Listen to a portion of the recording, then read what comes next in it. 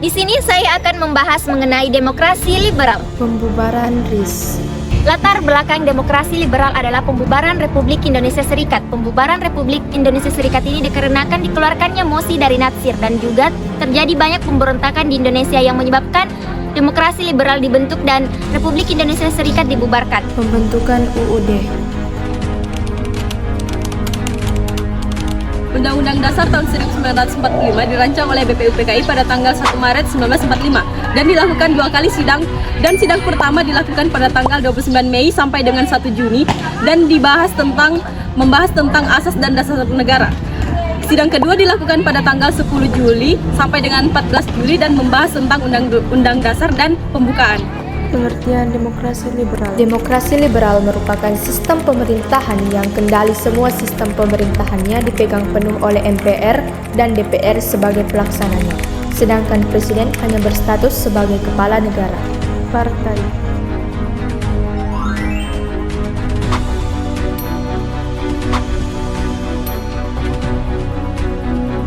Partai oposisi bertugas untuk mengawasi kinerja pemerintah yang mengakibatkan terjadi pergantian kabinet hingga 7 kali. Ciri dari masa demokrasi liberal ini adalah sering terjadi pergantian kabinet dikarenakan adanya perbedaan pendapat antara partai politik yang ada. Sejatinya ada 7 kabinet dalam masa demokrasi liberal ini. Yang pertama adalah Kabinet Natsir 6 September 1950 dan yang kedua Kabinet Sukiman 20 April 1951, yang ketiga Kabinet Wilopo 30 Maret 1952, yang keempat Ali Sastrowijoyo I 31 Juli 1953, dan yang kelima Burhanuddin Harahap pada tanggal 12 Agustus 1955. Yang keenam ada Ali Sastrowijoyo II 24 Maret 1956, dan yang ketujuh adalah Kabinet Juanda 9 April 1957.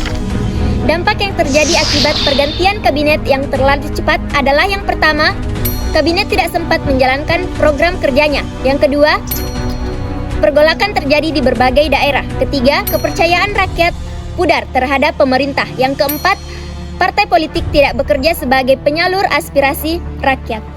Pemilu.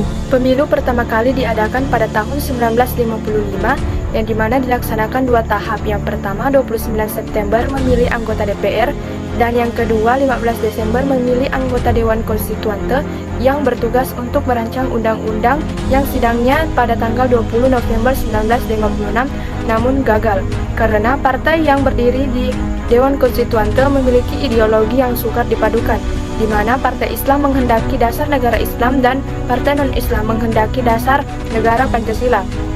Dan yang kedua adalah masa reses, di mana tidak adanya sidang fraksi dan tidak menghadiri sidang lagi.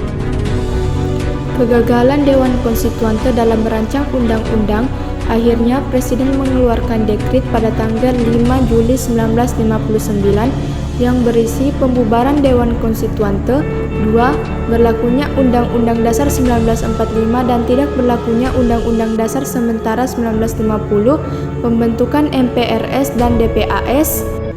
Dikeluarkannya dekret Presiden menandai berakhirnya demokrasi liberal dan digantikan dengan demokrasi terpimpin, di mana Soekarno yang menjabat saat itu menerapkan ajaran Masakot, nasionalis yang dipegang oleh TNI, agama yang dipegang oleh NU, dan komunis yang dipegang oleh PKI.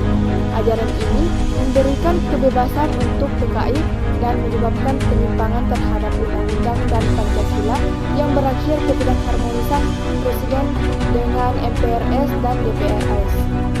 Dan akhirnya memuncak dengan pemberontakan G30S PKI. Selain itu, Indonesia juga terkucil dari pergaulan di kancah internasional yang disebabkan oleh konfrontasi atau pertentangan Indo-Malaysia yang bermula ketika Malaysia mendirikan negara federasi atau negara bagian dan Indonesia menentang hal tersebut karena menganggap Inggris yang mendirikan.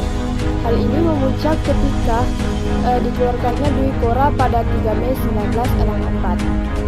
Berisi yang pertama, Perhewan Pertahanan Revolusioner Indonesia Rakyat Sabah dan Sarawak untuk memerdekakan diri. Yang kedua, penyimpangan politik bebas aktif.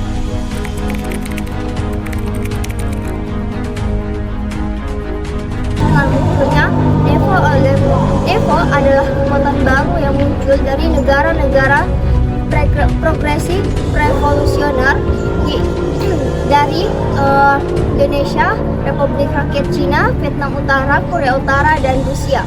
Oldevo adalah kekuatan lama yang sudah matang, terdiri dari negara-negara kapitalis seperti Amerika, Inggris, Prancis, dan Belanda. Indonesia dikeluarkan dari keanggotaan PBB karena Malaysia terpilih sebagai anggota tidak tetap Dewan Keamanan PBB.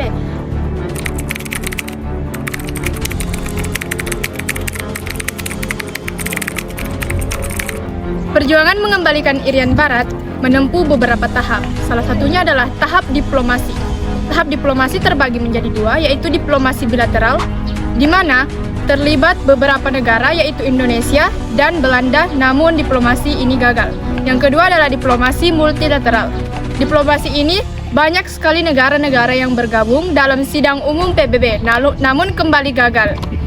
Gagalnya perjuangan diplomasi ini mendorong Indonesia melancarkan konfrontasi atau pertentangan. Yang pertama adalah konfrontasi politik, di mana upayanya adalah pembatalan hasil KMB secara sepihak dan mendirikan Provinsi Irian Barat. Yang kedua adalah konfrontasi ekonomi, di mana upayanya adalah secara nasionalisis atau pengambil alihan perusahaan milik Belanda di Indonesia. Dan yang ketiga adalah konfrontasi militer, yang di mana upayanya adalah dikumandangkannya Trikora pada tanggal 19 Desember 1961. Isi Trikora adalah 1. Gagalkanlah pembentukan negara boneka Papua buatan Belanda kolonial. Yang kedua adalah kibarkanlah bendera merah putih di Irian Barat, tanah air Indonesia. Yang ketiga adalah bersiaplah untuk mobilisasi umum guna mempertahankan kemerdekaan dan kesatuan tanah air Indonesia.